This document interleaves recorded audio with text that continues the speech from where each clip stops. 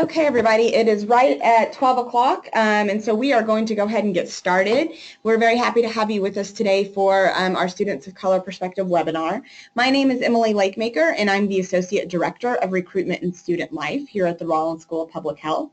So just a few logistics up at the top. We are recording this, so if you want to go back and rewatch this, we will have this posted to the Rollins Facebook page as well as our YouTube channel, usually within about 3 to 5 business days of the live event, so you can go back and rewatch as needed. And additionally, we're going to be taking a lot of questions. That's primarily what the point of today is. We really want to try to create a space where you guys can have a chance to ask questions and have a conversation with the current students that are here with us today. So you'll notice in the upper right hand of your screen, you can see where my cursor is. There should be a section up there titled questions. So feel free to type those in throughout the presentation, and then we're going to go around, do some introductions, and we've got a couple of slides to cover, but then we're really going to open up to your questions and let each one of our student panelists go around and give any insight and answers that they may have for that. So with that, we'll go ahead and move forward with all of our introductions of our amazing students that are joining us today. And so we'll get started with that. I don't know who's up first. Is that Samantha? Hi, I'm Samantha Lopez. I'm a first year in the Global Health Department. I grew up in Tampa, Florida, and then went to Auburn University, and then took some years off before coming to Rollins. And I really chose Rollins because there's a lot of flexibility in the global health curriculum, and so I'm able to take the classes that are going to help me reach my career goals. And I came to visit Emory, and the faculty were very accessible even during the 2 whirlwind days of Visit Emory, which I took as a good sign, which has actually played out. I have a lot of time one-on-one with the staff. Good afternoon, everyone. My name is Azizam Mustafa. I'm a second-year student in the BC department. I was born and raised in Denver, Colorado, and did my undergrad at Syracuse University. I love Rollins School of Public Health. I chose this school because of the BC program, the faculty, and the students that attend this school. Hi everyone, my name is Michaela Farr. I'm a first-year student in Behavioral Sciences and Health Education. I am from Atlanta, Georgia, so Rollins is in my hometown, which is nice. And I also graduated in May from the University of Miami. And one of the reasons why that I chose Rollins, really the main reason, is that since I chose to go straight through for my master's, Rollins really provides a lot of opportunities for me to have work experience that complements my education. Whether you're interested in working for the government or for a nonprofit, I really think Rollins provides a lot of opportunities for students to really get some experience while in school. I guess I'm next. My name is Lorraine Douglas. I am a second year in the Health Policy and Management Department. I am originally from Jamaica, but also grew up in Atlanta for most of my time here. I graduated from Duke University undergrad and took a year and a half off to do some clinical research at an oncology practice here in Atlanta, which is really convenient for choosing Emory because, again, the flexible curriculum was nice, having the ability to work full-time, go to school full-time. But also I wanted to get perspective from our faculty members who were also in the real world, so not just learning theory, but how that theory then applies to practice. So that was very important for me. Hi, my name's Erica Lyles. I'm a first-year Behavioral Sciences Health Education student, and I'm from Houston, Texas, home of Beyonce. I knew when I was applying to graduate school that I wanted to go to like a big city because my focus is in LGBT research when it comes to people of color. And when I came to Rollins, I absolutely fell in love with it, and the teachers and the students here and how dedicated they were to our success and making sure that we had all the resources to work while we're here and really succeed. Excellent. Okay, so next up, I just want to cover a few of the services and programs and offices at Emory that provide programming and events for students of color and from multicultural backgrounds and that may identify in that range. So we've got Our Office of Multicultural Programs and Services, and I'll be totally honest with you on this, this office is undergoing some reorg. So if you're looking for this on Emory's website, I think if you just Google the Multicultural Programs, it should pop up. It just may be called something a bit different at this point. They're undergoing a total reorg, and so I just want to make sure you guys are able to find it on the website if you're looking for it. But you can see here some of the programming that they offer, and really this isn't even comprehensive. I was just trying to pull some of the bigger events that they do and some of the bigger programming, but really they have events going on throughout the year and resources available, and they can help connect you if you're wanting to speak with anybody specifically or hear about any experiences. So these are just some of the initial offerings that they do that I kind of wanted to highlight and provide for you guys. And again, this is on I say main campus. It's not like we're even on a different campus here. We're across a bridge, and sometimes it's a literal and figurative bridge of trying to get our graduate students to go over to what we call the undergrad side. But it's all Emory. It's all these resources and events and programming are available to all students. So it really kind of helps diversify your overall experience if you can get out of the Rollins bubble, right, guys? Mm-hmm. Yes. The Rollins bubble is very real, and we try to make sure you guys can experience some of main Emory campus life. Also, part of this office includes the Office of LGBT Life and the Center for Women at Emory. The LGBT Life, they do some really great discussion sessions and identity groups where you can connect with other students that identify in the same manner that you may identify in.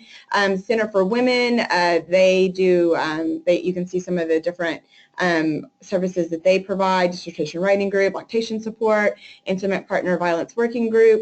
So again, these are all things that are provided by main Emory, but that we really encourage our students to seek out if it's something that they would want to be involved with, and if it's, if they feel like something like that is lacking in their current in their graduate education. We just want to make sure that you guys know that these are available and here for you, despite not being in the same building with them.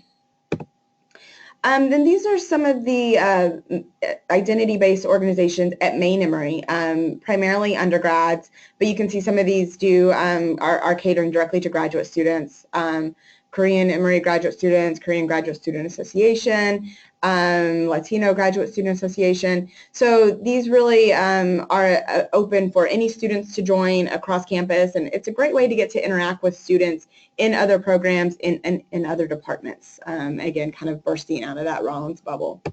And then staying in the Rollins bubble, we've got a handful of organizations here that I think are also represented in this room. So some of the students that are in here can speak to a few of these. ABPHS, yeah, ABPHS, Rollins, Latinx, Alianza. I know I'm always going to butcher it. And that one's actually brand new. Samantha is on that board, and by brand new, like chartered yesterday or something. Like in the past month. Yeah, they just got chartered. Is anyone QTC in here? Oh, both you guys are, okay. So we've got a handful of organizations represented in here. So definitely, if you guys have some specific questions about these or any just other organizations at Rollins or Emory, we can certainly help cover those. And so before we go into the questions and more of the discussion side of things, I wanted to highlight our upcoming webinars and events. So obviously we're in the Student of Color Perspective webinar right now, but then we've got some of our department webinars coming up: Executive MPH, Health Policy Management, Biostats, and Epidemiology and Environmental Health. All of these remaining department webinars are coming up. We've already had Behavioral Science and Global Health, and those are on our YouTube page if you'd like to go back and watch those. I've already held our financial aid webinar, and that's also on our YouTube page. But then in terms of some coming up student life ones is our LGBT life, and that is a week from today. And then at the very beginning of April, we'll have just our, it's kind of our more general student life one, life in Atlanta, kind of how to get around in Atlanta, how you found a house, where are you living, can you get around Atlanta without a car, all those kind of things is what we talk in that. And then the big event that I really want to push is Visit Emory. And so this is our admitted student event that's March 30th and 31st. So for those of you that are admitted students, you should have received an email with information on how to log into our admitted student portal. And all of the information about Visit Emory is there. And that is basically a 2-day extravaganza of learning about everything that Rollins has to offer. You can sit in on classes, you can attend student panels, you get to meet your department, you get to meet faculty. We have social events hosted by our various student clubs. You can tour some apartment complexes. There's no shortage of events and things to do while you're here. And so we really want to encourage students to attend that. We offer travel grants to be able to attend that. So if that's something you're interested in, you can reach out to me directly at emily.lakemaker@emory.edu. I can certainly point you in the right direction on how to apply for those. And then we also have a unique opportunity of staying with a current student while here at Visit Emory. So that can kind of obviously help cut down on hotel costs if you're getting to stay with a current student for free. And all of that information on how to sign up for that is on the admitted student portal. So I can't stress enough how big of a visit, how big of an event Visit Emory is, and how it can really help in identifying if Rollins is the place for you. And I know, Samantha, you came to Visit Emory. Did anyone else have a chance to go when they got admitted? I came for a Thursday. For just a Thursday. Yeah. Okay. So what were your overall, would you recommend going to students? Absolutely, and I stayed with 2 students who were roommates last year, and I was pretty sold already, but the last morning I was here, they took me to the Humane Society and we played with puppies. And so I really got to see, they showed me not just Rollins, but what there is to do in the area, what they do for fun, because you do get to do things outside of school. And I probably wouldn't have seen that if I just stayed in the hotel room. Exactly. Yep.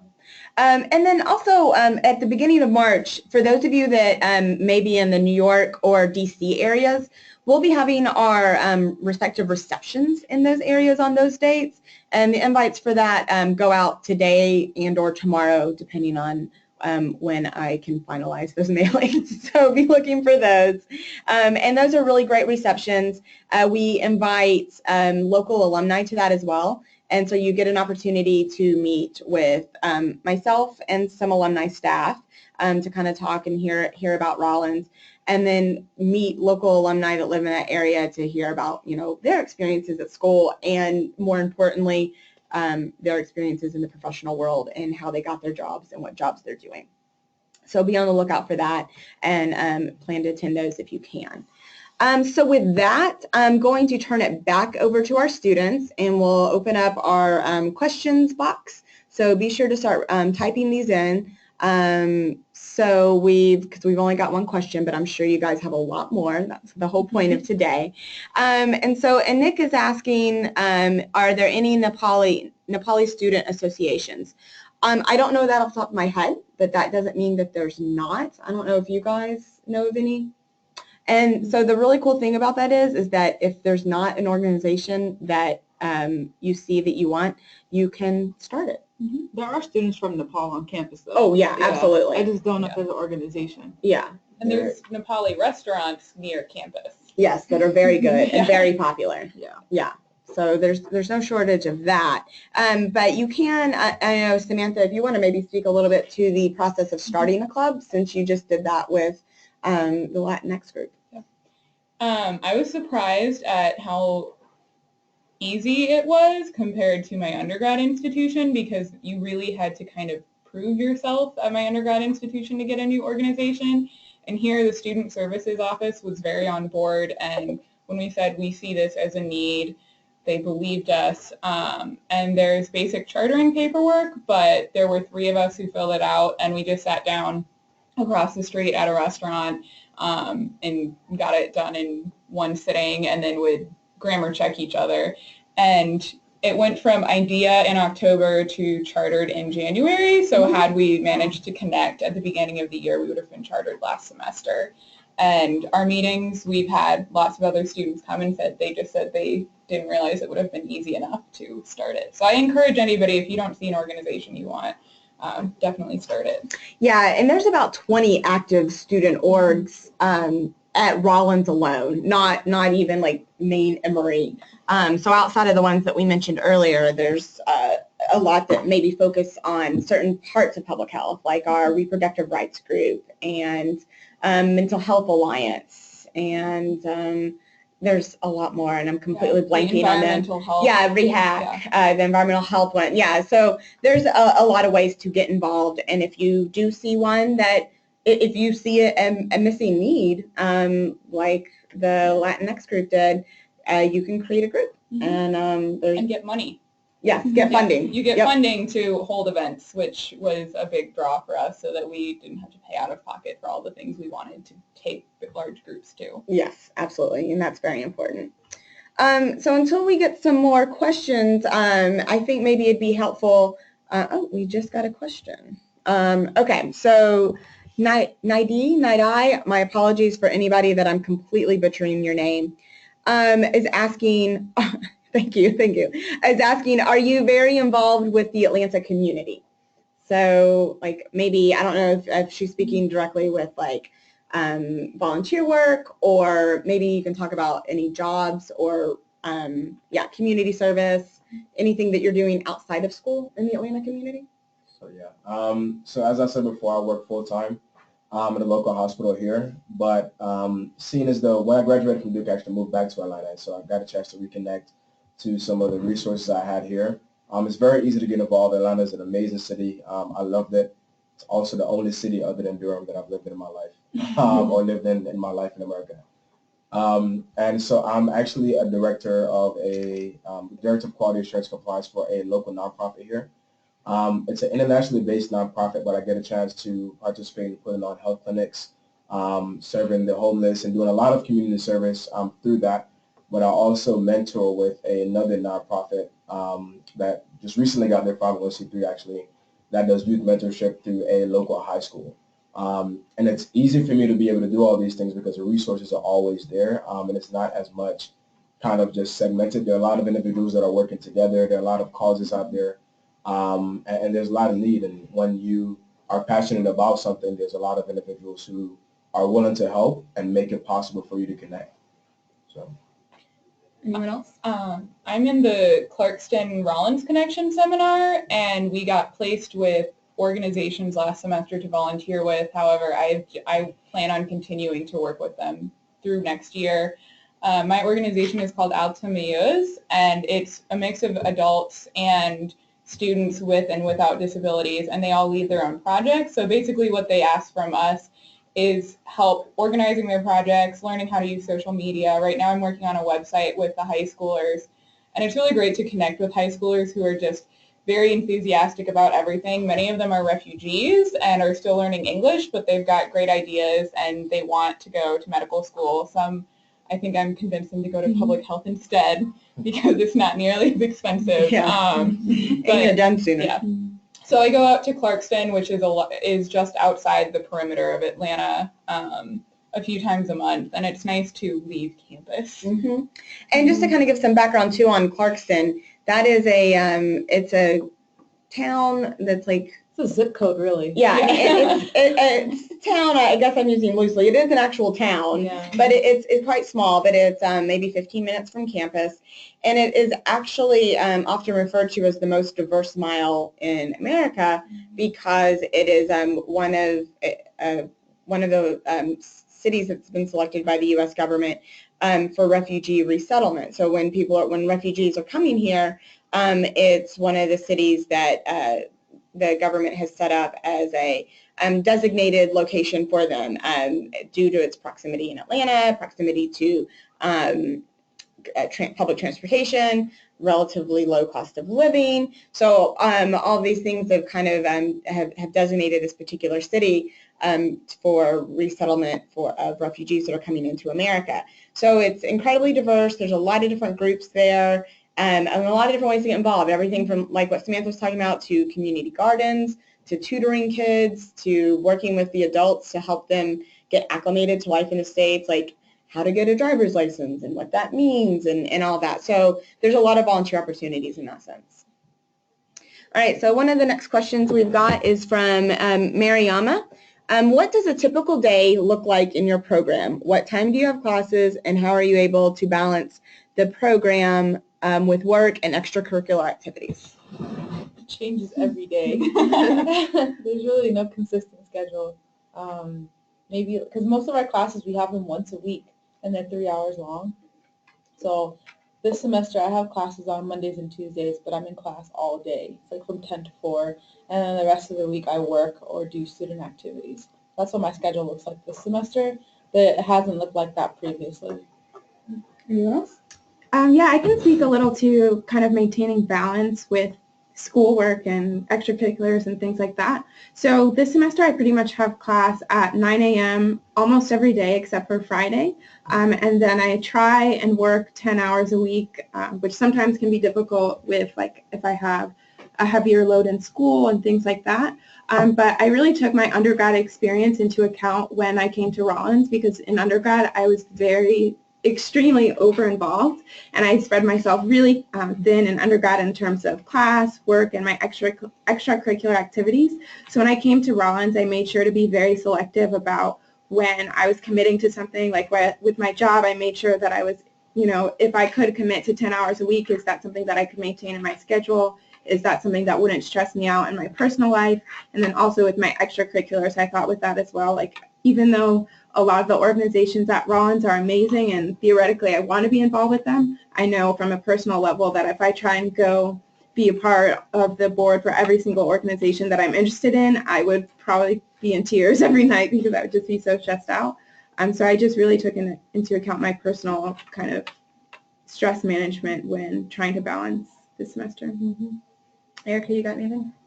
I think it's kind of funny because last semester my schedule was all morning classes. This time it's all evening classes. But I think I have a real position. So they've been very flexible about my time, and since they know I'm a graduate student, so I work there during the day, then I go to classes, and somehow I still manage to meet up with my friends and have after epidemiology class dinners once a week. So I think once you plan ahead, it's actually pretty easy to balance your life out. And when you say evening classes, you're meaning, like, can you give a time frame of that? Like 4 to 7. Yeah. Yeah, and then once again, like, as you just said, it's just once a week. So I only have like Monday, Wednesday, and Tuesday, and then I'm good for the week. Yeah. And just real quick to clarify on that, we don't have a set program to where you could exclusively do evening programs like that. Yeah. I think, Arain, you're a bit of an anomaly in terms of working full-time, and I'm sure you can speak a little bit to that as well, but I just don't want anyone to leave this thinking, oh, I can go exclusively part-time and take all my classes from 4 to 7, because it just works out like that this semester, but next semester it'll look totally different. And so just make sure you're kind of keeping that in mind when making final decisions. But yeah, Arain, if you have any an additional insight. Yeah, so speaking to that, I think it also really depends on your department. So for the HPM students, Health Policy and Management students, we all actually have to take the exact same courses our first semester.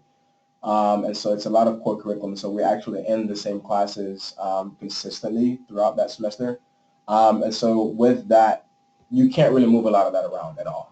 It's kind of mandated that these are your times. So it's a lot harder your first semester. But as you move on, it actually gets easier and easier. So for a lot of the management-specific track students, we take a lot of schools in a business school, which actually has a specific evening program.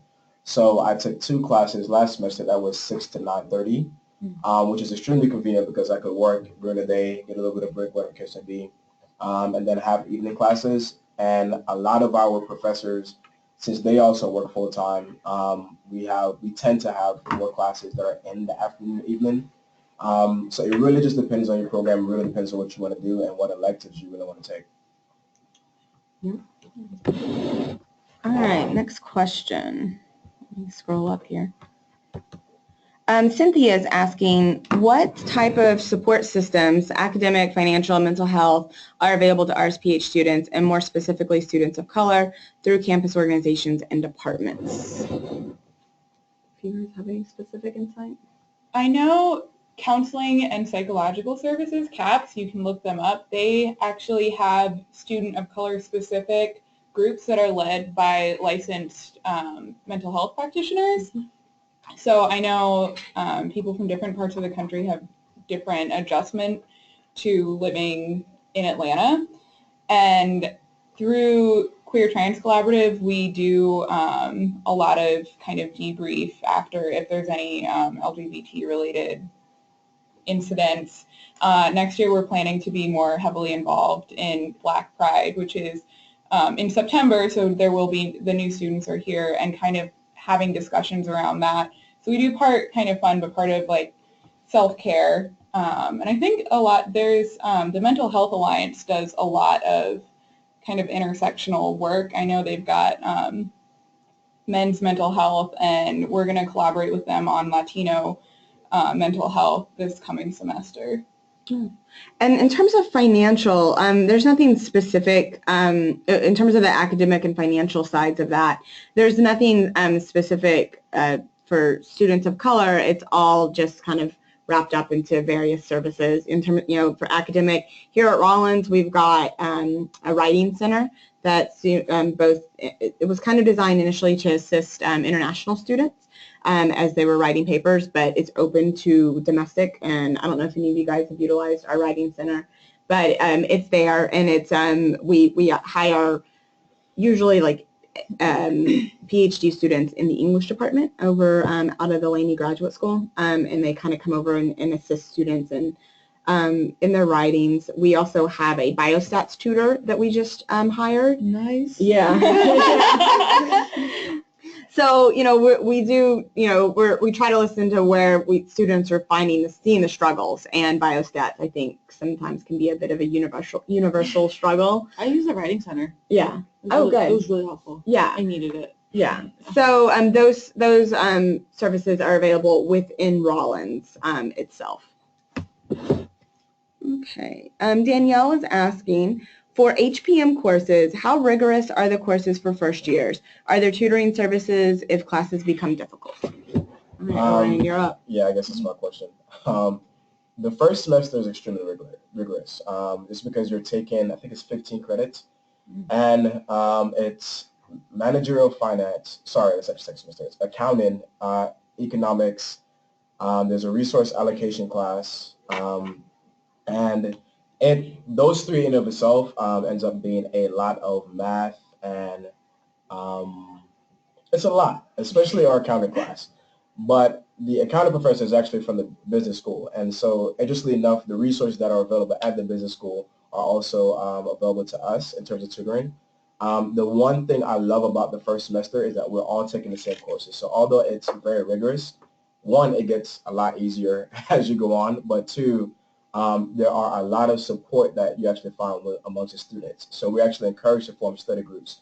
And so we're taking classes at the exact same times, and so we form these study alliances after class or in preparation for exams.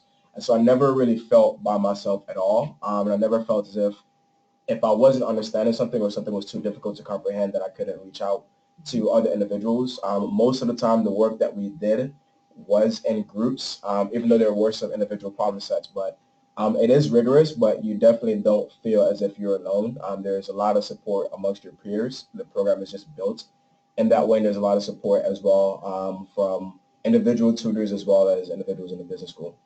And yeah, and to speak to the tutoring part a little bit, like I said, the Student Services Office does provide the biostats tutor, but outside of that, if you need like some specific tutoring help, it is incumbent upon you to secure those resources. You can always go to your department advisor for some suggestions on where to find that. You can go to the TA for your class. I know a lot of our students utilize that. They may be able to plan some time to sit down and help go over some of the topics with you, or something that you may be struggling with. But if you need like a outside of that actual tutoring, that would be something that you would need to secure and possibly pay for, depending on, you know, who you're hiring or who you're talking to. Or maybe you can do an exchange. Maybe you're really good in EPI and you can tutor someone in EPI and they can tutor you in HPM or whatever it is that you've got. And I would like to add on that during your first semester, even though it's intense, you're not really concerned about grades. The focus, honestly, is on learning. Mm-hmm. And so with that, there isn't the pressure of I have to make an A or I have to do this or whatever it should be. The professors structure the course and you have support from students. It's not an extremely competitive environment where, you know, maybe there's a curve and somebody gets an A and somebody else has to get a B or whatever it should be. But it's an extremely supportive environment and you never really feel pressure for grades. You really enjoy and learn a lot about the practicality of some of the skill sets you're learning. Mm-hmm. So Anik is asking, how do you balance practicum and studies? So we've got 2 second years in here. So you guys have completed your practicum. I would hope. Oh, boy. So I've done what I'm required to do, but I'm still working on it. Okay. And then our first years in the room, just actually, so to give you some background on practicum, you have to have completed your first semester in the program before you can start working on hours that count towards your practicum. And so that's 200 to 400 hours is your practicum. And so I don't know if first years in this room, more often than not, and I'm going to turn over to students in a minute, but more often than not, our students use the summer to complete their practicum hours. And we don't have classes in the summer, and so that's what they're using that time for. Whether they're doing that here in Atlanta or somewhere else in the country or even internationally. So I guess if we want to start with our second years, and then we'll move on to our first years, and they can maybe talk about the practicum experiences they're looking at or maybe trying to secure. Okay, for me, I knew that I wanted to go back home to Denver for the summer just because Ramadan was going to start and I didn't want to be by myself fasting here. So that's really why I chose to go back home. So I contacted some people at the Children's Hospital and I'd interned for them previously in high school. So they were able to take me back on as an intern for the summer. So that's how I got my practicum for the summer back in Denver, and I was able to complete 200 hours, a little bit more than that. And then I came back, and it wasn't stressful at all. It was very easy. You work with your ADAPs on developing your objectives and like what you're going to get out of it. And then I had a mentor at the Children's Hospital as well. And ADAPs are? Advisors? Yes. I don't know what the rest of the academic Associate Director of Academic Programs, but they're basically advisors. Yeah. We just have our own language of acronyms here. Sorry. So we try to make sure that we're not peppering those in too much without explaining them. So earlier I said that I had the opportunity to become a director of a nonprofit here. How I actually got that position was through a connection randomly in the Atlanta community who told me about an organization that was working in my hometown of Jamaica, putting on health fairs essentially.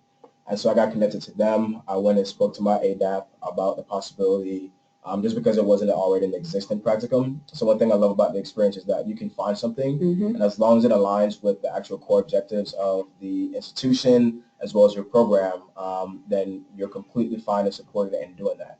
And so I was able to actually use all of the hours that I was doing at the actual center to actually use toward my practicum, which was amazing. There's a lot of support for that. And now, again, I was able to do more than 200 hours. But one of the things I loved about it was that everything I was learning on a day-to-day basis, I was then able to apply directly in order to help the organization out and kind of help build myself. That's awesome. All right, so first years, where are you guys in your practicum experience? I'm in the global health department, so we do it a little different. You get to find your own advisor, and I have secured a practicum in Ethiopia near Addis Ababa this summer.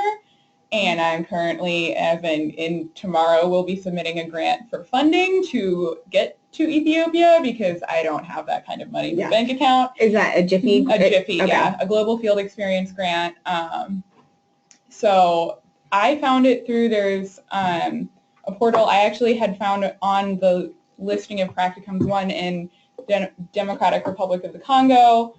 And I applied, they said, we've already filled the position, but you might want to look at these other things that are similar positions in other countries. So I contacted the person in Ethiopia. So I actually have a field advisor who I've been talking to who is currently in Ethiopia, and I'm still working on the Rollins side of it, of getting the academic advisor here to sign off on it. But it's nice that I get to use the things in my grant application. I'm taking a grant writing course, I'm taking a survey writing course, and I'm taking a qualitative methods course, and I'm using all of those this summer. That's excellent. Erica, any update from you?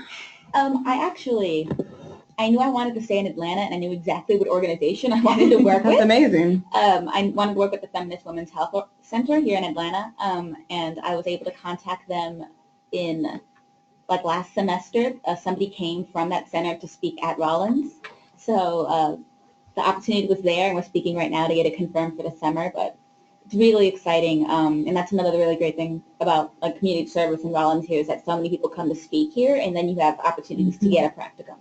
Do you know what you'll be doing for them? Specifically, I want to work in the Transgender Health Initiative. Okay. My practicum is kind of a work in progress, so I have a meeting after this to kind of figure that out. But I currently work at the CDC, and so I may be continuing to work there for the summer for my practicum. I'm also doing my thesis in the Department of Epidemiology, and so I'm also working to see if that can be made into a practicum in the summer, so I could also work on my thesis over the summer and be more prepared for my thesis for next year. So I'm still figuring that out. Okay. But as first years, you guys have some good time. Sounds like you guys are all on point. Okay, so Josephine is asking, do graduate students get opportunities to be TAs? If so, any professors you would recommend? Or how would you advise incoming graduate students who are interested in becoming TAs to get connected with professors? Any opportunities to work on campus? So yes to all of that, pretty much. My initial answer to that, Josephine, is generally being a TA within Rollins, you would at least have to be generally a second year because you have to take the course and do well in it before you can TA it. Or second semester, first year. Or second semester, first year. Really, if you're looking into that as a first year, you could always look at the undergrad side of campus, and maybe in whatever, something that kind of matches up with whatever you majored in. Maybe you could do something along those lines on that side. You can always reach out to professors even before you get here. That certainly can't hurt. And we will open up our job board to admitted students. That opens up in very early August, about 3 weeks before classes start. But the thing to remember with that is that by no means is there an expectation for you to have something lined up by the time you get to campus. I think students get this weird expectation in their head, and they hear one person landed and secured a position a week before classes start, and then they're just oh my gosh, if I don't have this job by the time school starts, I'm never going to get anything. And that's not the case, because more often than not, you find those positions once you're here on campus and actually start talking to professors. So you guys have any thoughts on that? Is that kind of how it worked out for you guys? Definitely, yeah. Okay. So I'm currently TAing a human resources class in the HPM department, which is a requirement for the first years during the second semester. One thing I would say is that not all classes are the same in terms of TAing. So make sure you look at the syllabus very intently and just the demands. Even some of the courses, I'm taking a quality improvement class now where the TA is definitely more so available for project work, but doesn't actually have to come to class. Whereas there are other TA positions where you have to come to class, you have to prepare things, you have a lot more assignments to grade, which then gives you a lot more hours in terms of pay. But think very intently about the syllabus once you then look into that, and then the demands of the positions in terms of what professors and what classes you end up choosing to potentially go after. And real quick too, just to add, make sure that everybody knows, with TAing a class here or having some type of on-campus job, it's a paid position. There's no tuition stipend with that. A lot of universities that includes some type of tuition stipend or something along those lines, but here it is it's an hourly paid position. So just keep that in mind. And then in terms of on-campus opportunities, there's a lot. We have graduate assistants in our office that help with recruitment and student life. There's research assistant positions that various professors will be hiring for. And then we haven't talked much about REAL, which is Rollins Earn and Learn, and that's one of our financial aid opportunities. So if you fill out your FAFSA, that means you would be eligible, you'd be considered for our REAL program. And if you are awarded REAL as part of your financial aid package, you're then eligible to apply for the REAL jobs. And those are ones where we have partnered with agencies across the city of Atlanta, and they have created jobs for our students specifically. And these are actually like legitimate public health jobs. You're not making coffee, you're not doing copies, you're like doing, you know, program implementation or survey analysis or, you know, data analysis. It's actual legitimate public health work. So who here, Erica, you have REAL?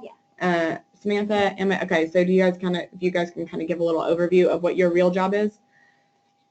I am a research assistant. I am on Rollins campus in the building. It's nice because I came straight from the lab down here, and I work for a lab group. So today I was in a traditional laboratory pipetting samples, but most of last semester I was working on a paper, which means when it gets published, I will have my name on a paper, which is very exciting in your first semester to know that's a possibility. And I also helped write an NIH grant for the professor. There were, I think, 10 of us working on it because it's a $5 million grant. So if that goes through, that's one of those really nice, that's real experience that will help you get hired if you say, I know how to write an NIH grant and how to comb it with a fine tooth comb. And I found that through the real positions, but it also happened to be a professor I was taking a course with, so I was able to talk to kind of snag him after class and be like, I have experience in a lab, I would like to get the paper writing kind of experience. Okay. Yeah, so like I mentioned, I work at the CDC and the National Center for Chronic Disease Prevention and Health Promotion. And so I work in the Islands program, which is focused on the 2 U.S. Caribbean territories, Puerto Rico and the Virgin Islands, and also the 8 U.S. affiliated Pacific Islands in the Pacific Ocean. And so last semester I worked a lot on developing country profiles that are really focused on a lot of chronic disease surveillance within those areas. With a lot of the islands, they don't have, like their most recent national survey would be in 1998 or 2002. Wow. And so their data is very old. And so I worked a lot on compiling what data existed to kind of see what the burden of chronic disease is in those areas. And now I'm working on a literature review on what is out there in terms of the island's health and things like that. So it's definitely a good experience. Erica? My job position changed a little bit the past few semesters, but last semester I worked with a program called Flourish Emory, which works on mental health. So I actually facilitated workshops, mostly to undergrad students, and we did a lot of research about the current health needs here on campus. And this semester we started a new program for multicultural wellness. So we're actually assessing the needs of historically minoritized groups here on campus and doing surveying and focus groups. So it's been a real blast and I have a lot of experience. And with REAL, again, it's a paid position, and it is you can earn up to $2,000 a year, $2,000 a semester, or $4,000 a year. And so it's usually what 15 to 20 hours a week, and 20 hours a week is probably even high. Yeah. You'll run out of hours. If you do 20 hours every week. Yeah. So it's because you can only earn up to $2,000. So the way that it works is that Emory, so this is a program where we, as in Rollins, is paying half of the salary of all of the REAL students, and then the organization that you're working for is paying the other half. So that's part of the incentive for these organizations to create these jobs, is because they're getting a phenomenal student from our program to work in their agency at literally at half the cost. And so and the really cool thing about that is then it allows for international students to be able to participate in this program and be able to work because they're considered an Emory employee, regardless, like Michaela, you're at the CDC, but they're considered Emory employees, which it's much easier for international students to work on campus versus trying to find something off campus because of obvious immigration laws and employment laws with that. So it's a really phenomenal program, and it was basically created by Rollins because the federal government decided to eliminate public health as one of the work study programs, and so we decided to just create our own, and we're like, well, fine, we'll do it on our own. Okay, Nick is asking, how rigorous is the global health global health program? And just kind of asking a little bit about the practicum and thesis in the program. Who's our global healther? Is this Samantha? So global health, it depends on what track you're in. I am in infectious diseases, and I have a tendency to take as many courses as I can, and I'm on the board of 3 organizations, and I work, and I am here to tell you I still have a social life. I still get to go to shows in Atlanta. It's very collaborative, so there's a lot of group work, which is probably the most time-consuming thing, is finding a time when 8 people can all get together. A lot of students are international and they're mid-career, so they have children, which I actually think is fun. They bring their kids to the group, and you can just remember what it was like to color. The practicum, I think the most stressful thing is finding it, because you start hearing your friends say, oh, I'm going to Kenya, I'm going to Guatemala, and you're still applying and contacting people in different time zones.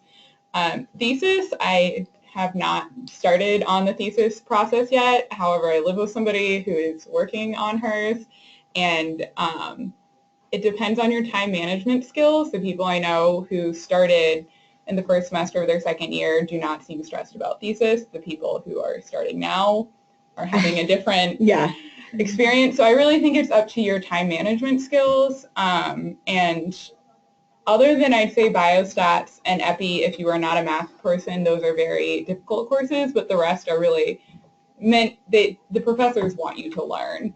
And we don't really, I've only had Scantron exams and biostats. The rest is more project-based and a lot of presentations.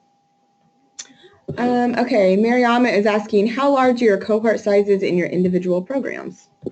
So what programs are represented? BSHE, Global Health, and HPM. All right. BSHE's pretty large, I think, in comparison to other programs.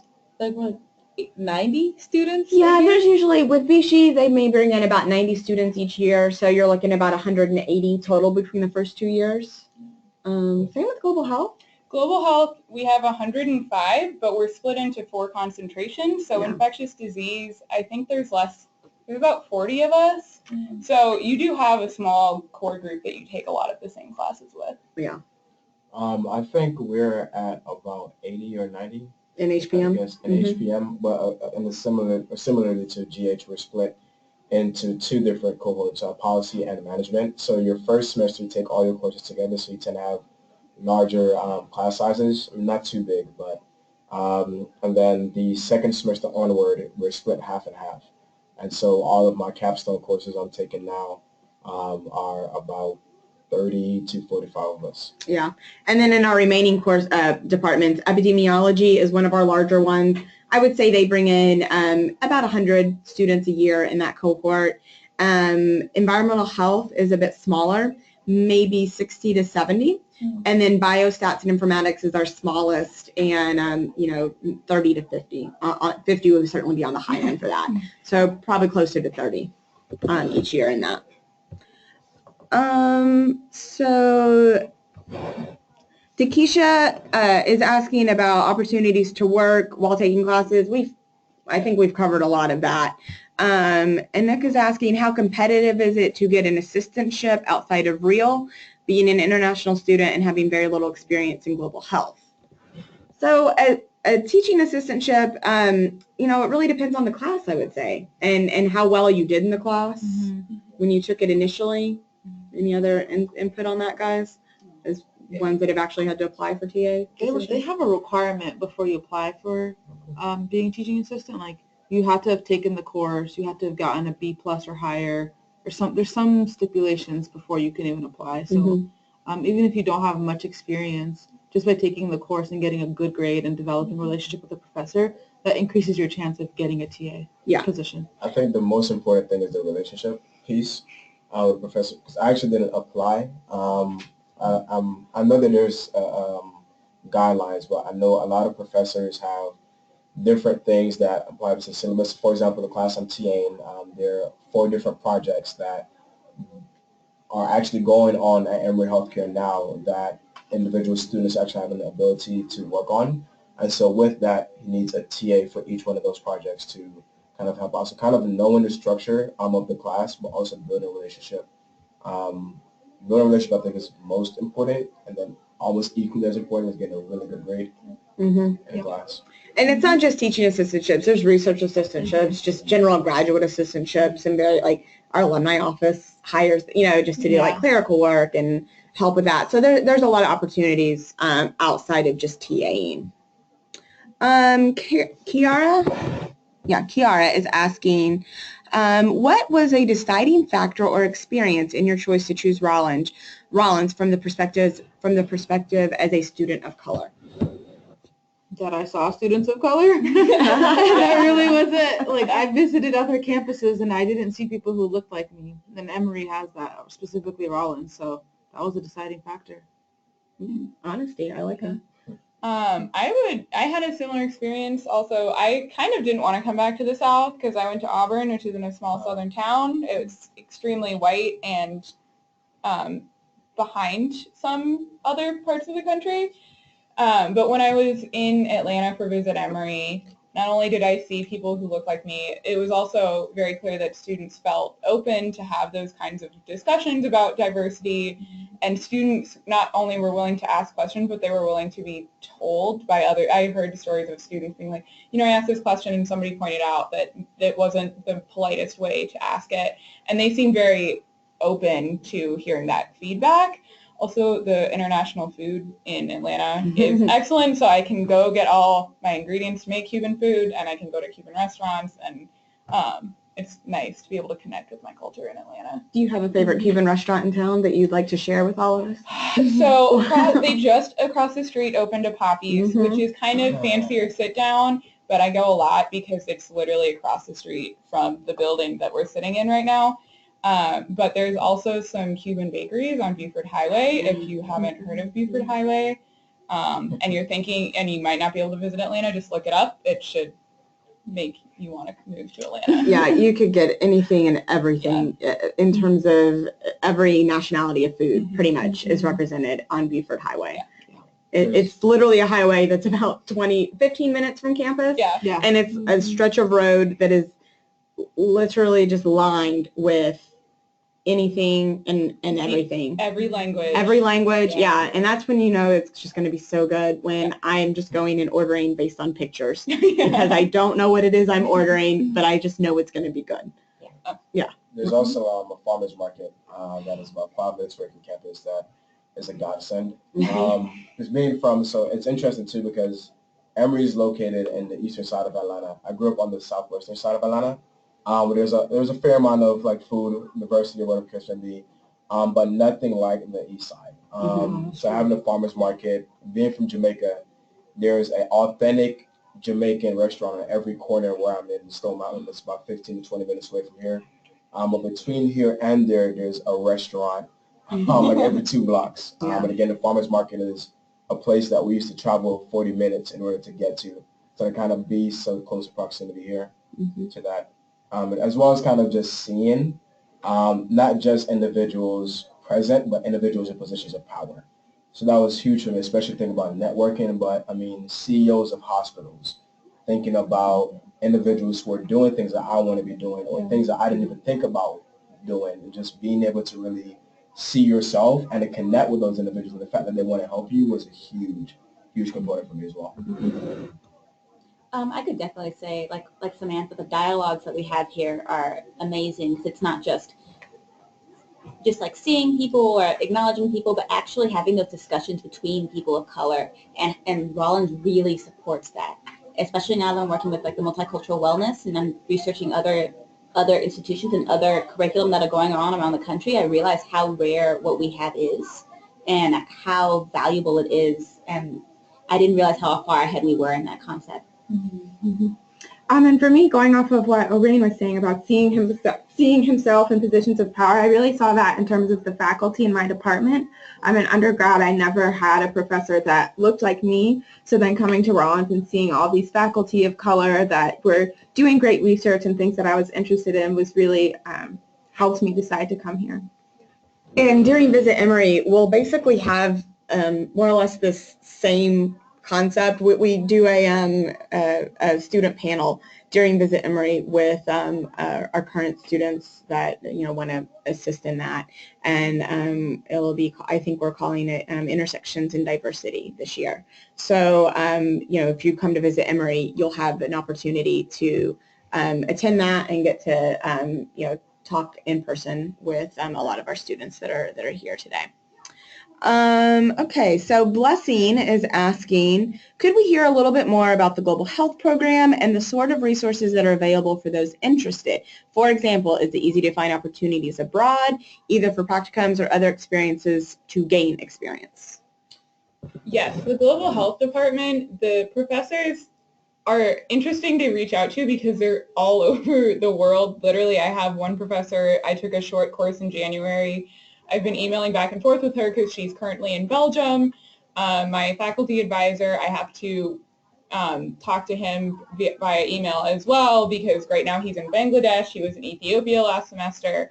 And you get opportunities with their work because a lot of times they have more data than they can handle, and students are cheaper and they know that we want that experience. So a lot of the professors, if you just say, I'm really interested in this area of your research, do you have a subset of data that you need work on? They will more than willingly have you on for a practicum or a real position. The professor I work for is in the Global Health Department, and he has sites in Bolivia, Mexico, and Colombia, and sends students to all of those sites every summer. But it is a more loosely structured program than a lot of other global health programs that I looked at. I think there's 6 courses that we're required to take, and then the rest is methods-based courses, and you get to pick which methods you want to learn. And Nick is asking, is MPH included in STEM program? So, I mean, it's definitely in the STEM field, but I don't know if you have any specific program that you're referencing, or if you've got any more details you want to share on that, we can try to help kind of suss that out. But it is certainly considered a STEM field. Second, another question from Nick is, how is the job prospect after graduating in the global health field, as it is a new concentration compared to others? So we've had global health for a long time. It's been a pretty established department that we have. It's not terribly common at other schools. I think it's kind of just worked more into other curriculum across the board at some of the other programs. But I think the best place to direct you and everyone else that's listening for any job prospects, our Office of Career Development website, which is just on the Rollins website itself. They have what's called the graduate employment status, and that is 5 years of data where they have surveyed students 1 year after graduation, and they get information from them on where they're working, what their salary range is, how many jobs they applied to, how long it took them to find a job, what sector they're in, if they went back to school and did another degree. But it basically gives you all of that broken down by department. You can look at job titles, at job locations, and it's like I said, 5 years of data. In terms of specifics for global health, really with all of our programs, our students are employed. Our students are either getting jobs or going back and pursuing either a MD or a master's, another master's, or maybe a PhD. But we don't see issues with our students finding jobs. Yeah. Career services is also really helpful.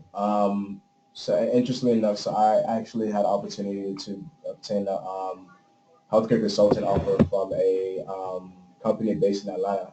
And one of the things that Career Services is always willing to do is work with you to fill in any gaps or anything that you see. So I was actually able to start a club, a consulting club here as well, to get individuals better prepared for opportunities, just because case interviews, resumes, and behavioral interviews are different than maybe if you were to apply to a fellowship or to maybe a data analyst role or to work at a CDC. It's just a different process.